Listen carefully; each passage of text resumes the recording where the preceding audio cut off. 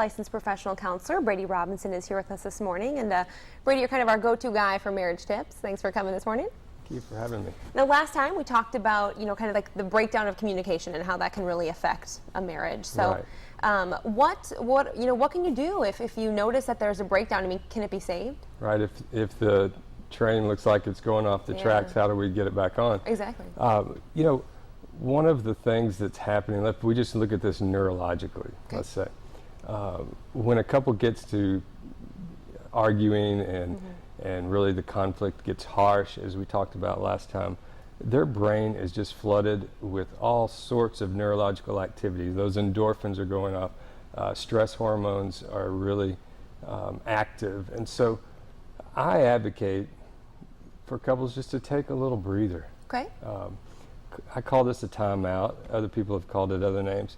You think about a kid that's throwing a fit. A good parent will say, let's just take a timeout, calm down, and then let's talk about this later. I don't advocate that a partner calls a timeout on their spouse, but call it on yourself. Okay. And so if I'm flooded and my wife and I are trying to communicate and we're just not getting in anywhere, I might say time out. Okay. I've got to go take a break. If I call a timeout, and this is what I recommend couples do, it means I'm coming back to this conversation. Okay, so it's just a pause and a break. Okay. It's a pause. It's saying, hey, my brain can't take this right now. I'm so mad I can't think straight. So take a timeout. A timeout's 25, 60 minutes maybe of doing something that's completely unrelated to what you've been talking about. Go pull some weeds in the yard. Okay. Go for a jog. Take a warm bath. Do something to calm down. But if you call a timeout, that also means you're going to come back and we're going to work on this some more. That's probably reassuring to know, like, this isn't the end. We're going to deal with this in just a little while. I advocate putting that in the marriage vows. Okay. If one of us calls a timeout, we agree to let that happen. So if I call a timeout and my wife says, no, we're gonna deal with this right now. I think sometimes women do that. she would be violating the timeout rule. So gotcha. There has to be some understanding as to how to use this effectively, and it's really to let those neurons kind of dissipate a little bit so that we can communicate a little bit more clearly. And when that has happened and you come back, the way to properly communicate is another tool.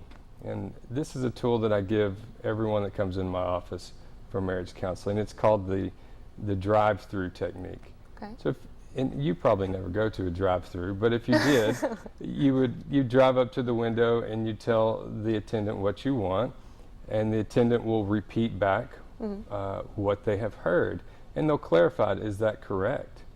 And then they'll ask, is there anything else I can get you?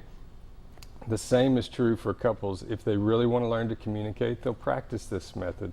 So if you tell me something that's bothering you, I'm listening because I have to repeat it back to you. If I'm formulating my defense statement, I'm not hearing you. And so practicing this technique of what I'm hearing you say is this. Did I hear you correctly? Is there anything else?